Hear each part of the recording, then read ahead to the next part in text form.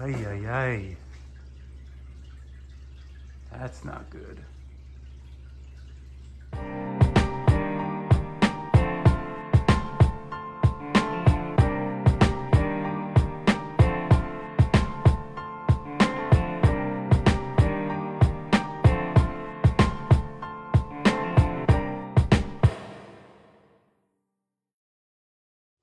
They got stuff all over the floor here. Hello, pupper.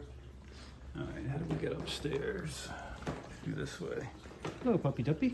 What is it? Oh, it's a pretty puppy, yeah. We friends? All right, we're friends. It seems like that is right above where the air handler would be.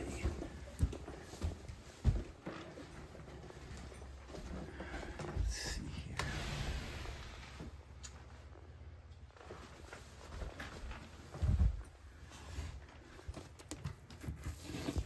There's no emergency pan. This is soaked. Why is there no emergency pan? Man, they didn't do a good job with this one. There should probably be some sort of float here. Also,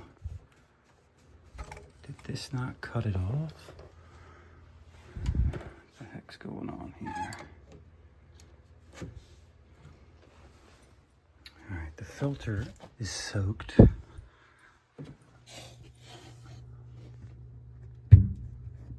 all this is wet. So we got a cracked pan? Man, this is gonna be a bitch getting this thing off. This panel off, because they did not think when they installed this thing. I can't even get to these screws.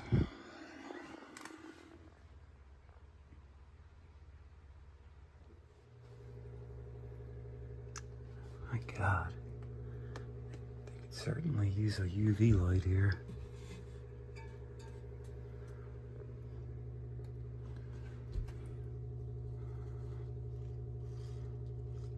All right, well, I'm gonna start pouring water in there. I'm gonna play hell trying to get this bottom panel off, so I might not even attempt it. All right, just going through these. You know, it might have. Okay, so yesterday we had a G input shutdown. Day before we had a G input shutdown, and we're having massive static pressure faults. I wonder if this thing's freezing up.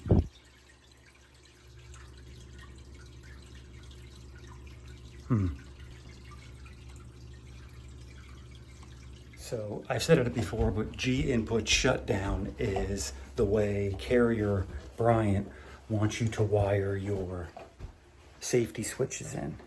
So anytime you have a float switch, condensate switch, instead of breaking R on their communicating systems, they want you to run the wires between R and G. And if that between R and G ever breaks, it will come up G input shutdown on the user interface.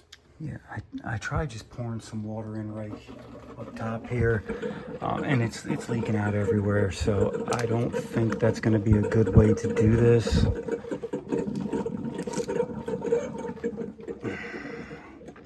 I'm going to have to get this panel off. What a stupid ass way to install this. I know the idiots that installed these. Sometimes there's a little plug in here, a little weep hole that they have a plug in. Sometimes that plug does come loose.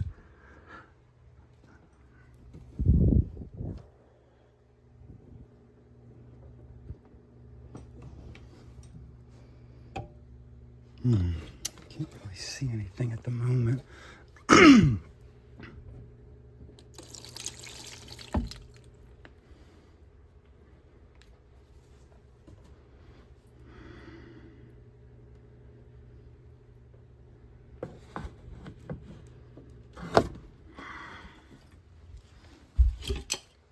All right, I got all this loose.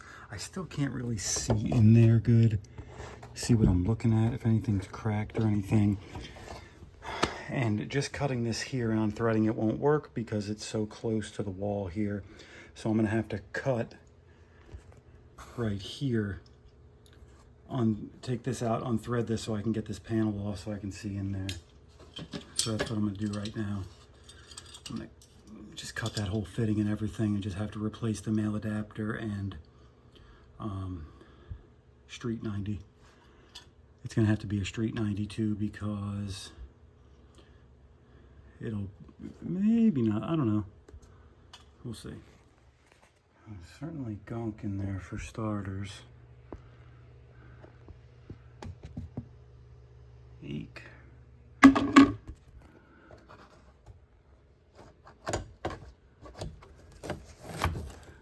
me get that the rest of the way off. Oh, it's never gonna come all the way off there without cutting the refrigerant piping, but I wanna make sure that little plug is in there. I'm kind of doing it blind. If this one even, yeah, it would be right here. Camera in there so I can see something. I can't see shit.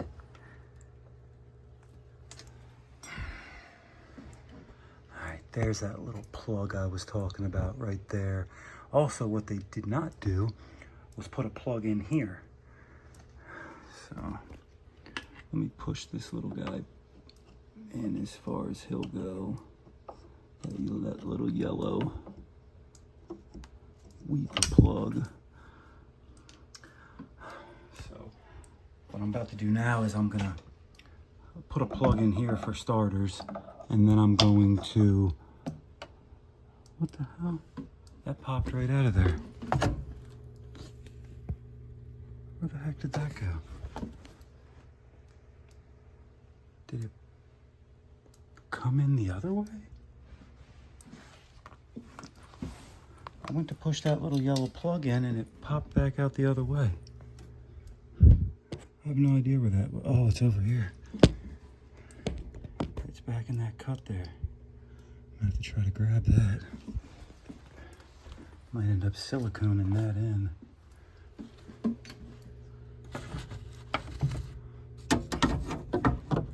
I'm trying to get all this coffee cleaned out of here.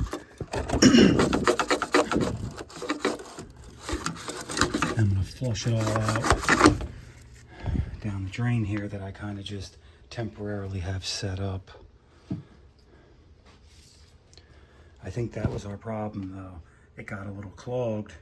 This one was not in, so it started running over. These units are only 4 years old, so this could potentially happen to all these units in this complex if they did not plug any of the holes.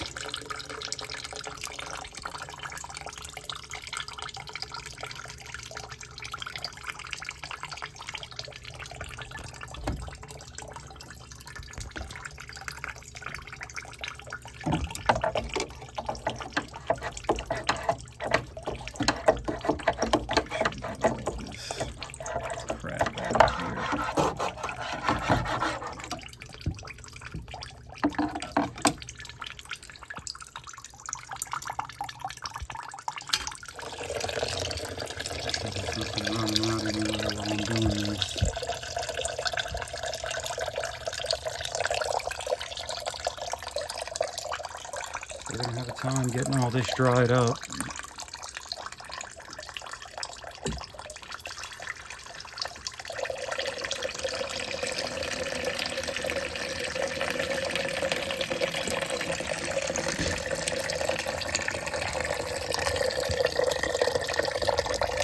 Before you guys murder me in the comments for having all that stuff on her carpet, all that's gonna have to be replaced because it is sop soaking wet.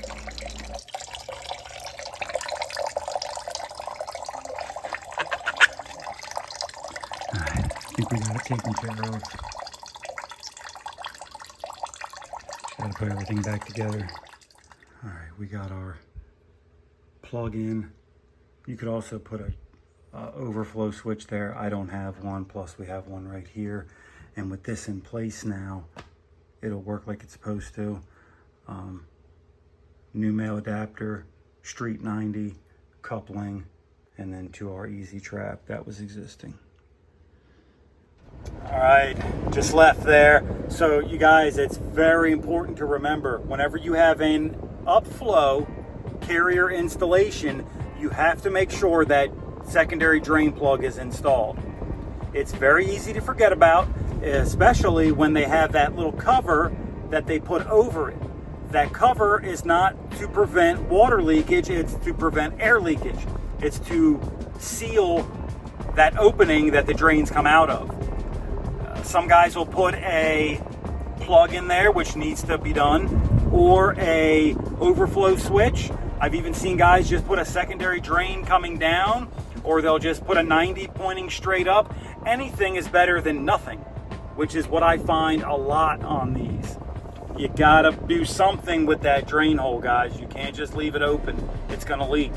It might not leak right away, but as soon as that drain pan starts to get backed up a little bit is when it's gonna start leaking out of there, because that drain, the condensate drain was clear, the pump was working, and the drain was clear for the most part, but the water was just backing up ever so slightly enough to make it weep out that hole. So that's what we got. But, all right, guys, that's going to be it for this one. Hopefully you guys got something out of this. Don't forget to like and subscribe, and I'll catch you on the next one.